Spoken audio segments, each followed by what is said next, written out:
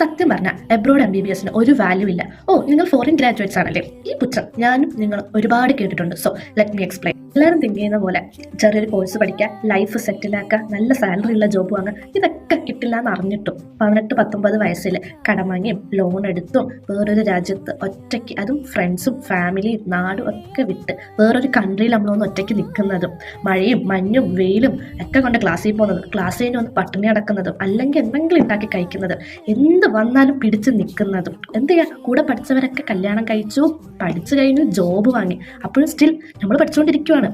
6 വർഷത്തെ MBBSും FMGയും 1 വർഷത്തെ ഇന്റേൺഷിപ്പും അത് കഴിഞ്ഞ് നീറ്റ് PG, ഇതിലെവിടെ നമ്മുടെ ലൈഫ് എന്ന് വെച്ചാൽ ഞങ്ങൾക്കറിയില്ല. പക്ഷെ എന്നിട്ടും ഇത്രയും ഡീപ്പായിട്ട് നമുക്ക് ഈ സ്വപ്നം ഉണ്ടെങ്കിൽ ബിക്കോസ് ഓഫ് ഡോക്ടർ എന്നൊരൊറ്റ ഇതുകൊണ്ട് മാത്രമാണ്. ഇരിക്കുന്നവരോട് ഞാൻ ചോദിക്കട്ടെ, നിങ്ങൾ നാളെ ഹോസ്പിറ്റലിൽ പോകുമ്പോൾ ഡോക്ടർ പേര് അല്ലേ കാണും, അല്ലാണ്ട് doctor from Uzbekistan, doctor from Kozhikode medical college അങ്ങനെയൊന്നും അല്ലല്ലോ. അപ്പോൾ പുച്ഛിക്കുന്നവർക്ക് പുച്ഛിക്കാം. പിന്നെ നാട്ടിൽ സീറ്റ് കിട്ടാനത് ഞങ്ങളുടെ പ്രശ്നം കൊണ്ടിട്ടല്ല. നാട്ടിൽ സീറ്റില്ല എന്ന് വെച്ചാൽ ഞങ്ങൾ ഞങ്ങളുടെ ഡ്രീം ഉപേക്ഷിക്കണം എന്ന് പറയുന്നതിലും അർത്ഥമില്ല. സോ ഡോണ്ട് കം ടു പുച്ഛിക്കൽ എബ്രോഡ് MBBS സ്റ്റുഡൻസ്. ഓക്കെ.